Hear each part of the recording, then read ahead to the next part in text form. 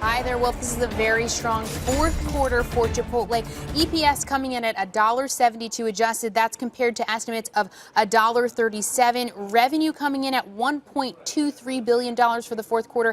Estimates from Wall Street, 1.19, so another beat there. Same store sales increased by 6.1%. The Street was looking for an increase of 4.5%. The company also noted it had 2% transaction growth in the quarter. Digital here up 65.6% in the quarter, now accounting for 12.9% of sales. For the full year, the company said digital grew by more than 42%, and they also said they achieved 4% full year comps and opened up 137 new stores and closed or relocated 54. The stock, as you can see, is higher by nearly 6% right now. Back over to you. I'll throw in another big beat. The restaurant level operating margin, Kate, 17%, an increase from about 15%. What did they do this quarter?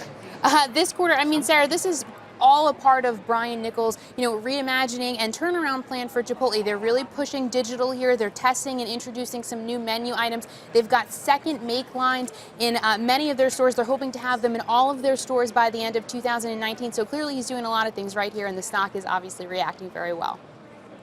Okay, Rogers, thanks very much. Let's discuss this further. Joining us, Will Slabaugh from Stephens Inc. Will, good afternoon to you. Thanks for joining us. A pretty impressive beat across most of the numbers here. It was, and thanks for having me. So a strong quarter. I think the comp is what stands out mostly, 6.1% same-store sales growth.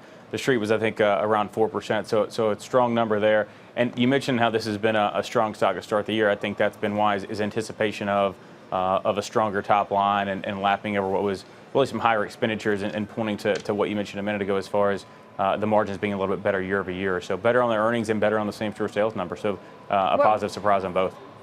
Yeah, I mean, the operating margins was impressive, especially if this is a business that's been investing to try to turn around and get sales up. Wasn't that something that you were initially concerned about going into the report? Yeah, that's true. And it's one thing that we're continuing to monitor. I think as we look out to next year and think about sort of what the earnings power of the business is, I think there is reason to be optimistic around the top line. They just showed that they are accelerating, and the 2% transaction growth within the 6% comp was also a positive. I'd say as far as the margins go, getting back to 17% is a good number. But remember, this company was at 27% 3 or 4 years ago.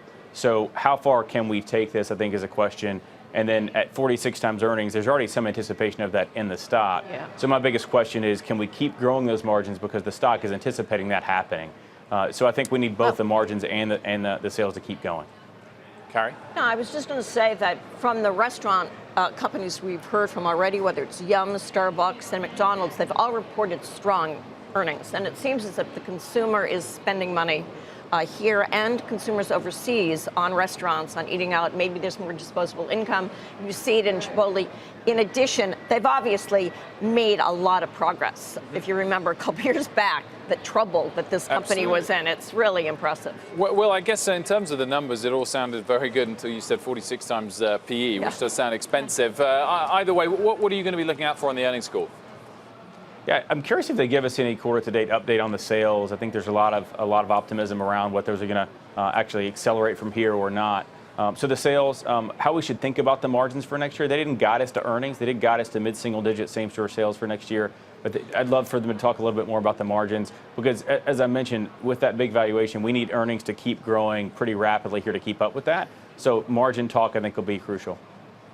Yeah, I mean, part of the relief there on the margins was lower food and beverage packaging costs, including better avocado prices.